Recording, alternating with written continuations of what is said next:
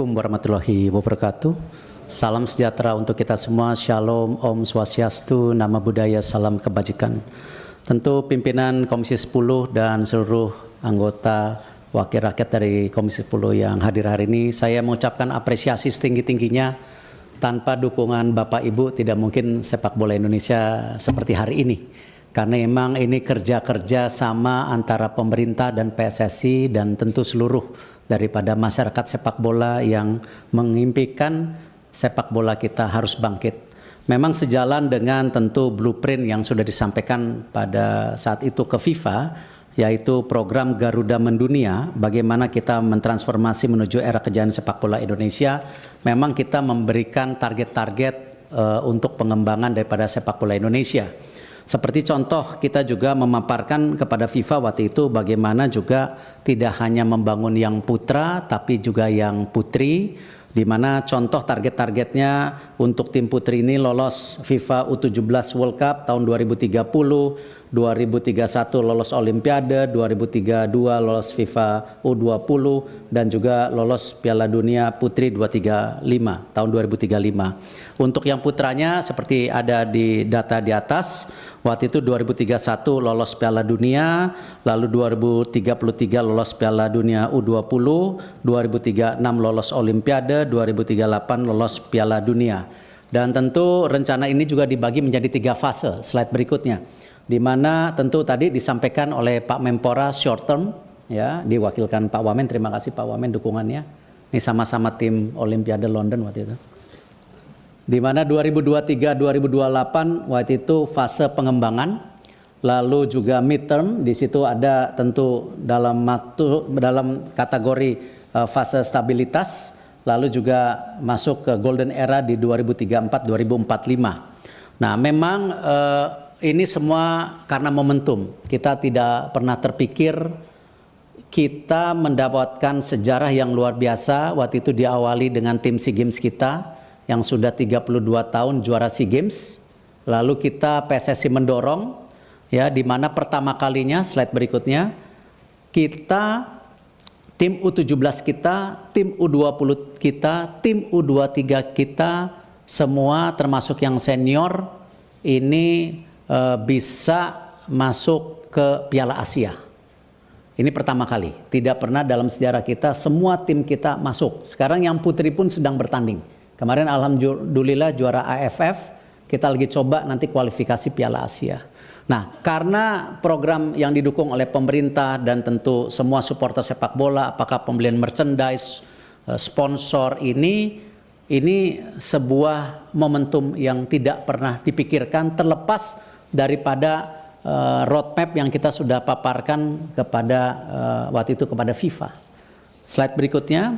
Nah, di sini sebagai contoh di mana kemarin di U16 kita juara 3 sehingga kita bisa masuk Piala Asia dan ini sekarang timnya sedang training camp.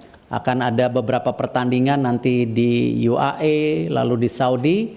Kalau sampai kita masuk 8 besar di Piala Asia, artinya kita lolos Piala Dunia. Artinya sebuah terobosan yang mestinya targetnya di tahun 2030-an. Nah, lalu di U20 sama kemarin ternyata kita juara 1 Piala AFF U19. Yang sebenarnya untuk U20 sendiri targetnya sebenarnya lebih rendah dari yang U17. Ternyata juara. Nah, akhirnya kita lolos juga Piala Asia. Tapi sayang di fase grup kita kalah. Dan memang ke Piala Dunia itu untuk Piala U20 cukup berat karena 4 besar. Kalau yang U17 8 besar. Nah, tetapi tentu hal-hal seperti ini kita tidak boleh menyerah diri. Karena sebuah kegagalan. Karena U17 kita masih punya potensi. Bahkan kenapa kita juga diskusi hari ini mengenai percepatan naturalisasi? Karena prestasi yang luar biasa di tim U23 kita. Next slide. Di mana masuk 4 besar Piala Asia. Jadi ranking 4 di Asia. Sehingga kalau ranking 3 kita langsung ke Olimpiade. Akhirnya karena ranking 4 kita harus bertanding di Prancis melawan Guinea. Sayang kita kalah 2-0. Nah, hal-hal seperti ini yang membuat confidence pemerintah PSSI kenapa tim senior kita ini punya potensi dari anak-anak muda kita seperti Rido, Marcelino yang juara SEA Games, ditambah tadi tim U23 kita dan sisa daripada tim senior kita. Nah, hal ini yang kalau dibilang kita sangat agresif, mohon maaf, tidak lain kita ingin supaya mimpi kita di Piala Dunia bisa tercapai. Dan ini tentu kita masih ada sisa pertandingan 4, di mana nanti lawan Australia tanggal 20 away, lalu 25 lawan Bahrain di Indonesia, lalu tanggal 5 Juni lawan China di Indonesia, 10 Juni lawan Jepang. Kalau kita bisa mendapat 7-9 poin, bukan tidak mungkin kita bisa ranking 2. Ranking 2 artinya langsung lolos Piala Dunia.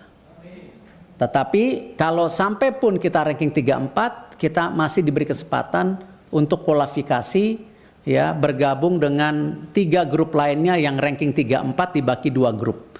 Nanti ranking 1-nya lolos Piala Dunia. Nah, ini yang akan dilakukan pada bulan Oktober November tahun ini. Jadi hal seperti ini mohon maaf, kami dari PSSI tidak bermaksud melakukan sebuah mimpi yang hiperbol, tetapi ini sesuatu yang real, nyata ada di depan mata kita, dan ini baik saya rasa untuk bangsa kita juga sejajar dengan bangsa-bangsa besar di dunia.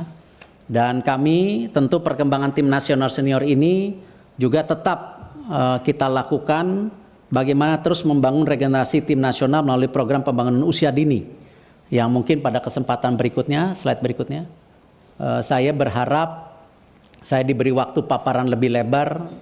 Kemarin terima kasih para pimpinan Kapoksi sudah hadir. Mungkin tidak fair para pimpinan kalau kita juga tidak mengajak seluruh anggota untuk melakukan FGD. Ya, karena memang kebetulan ada mungkin 30 halaman yang tidak mungkin saya presentasikan saat ini.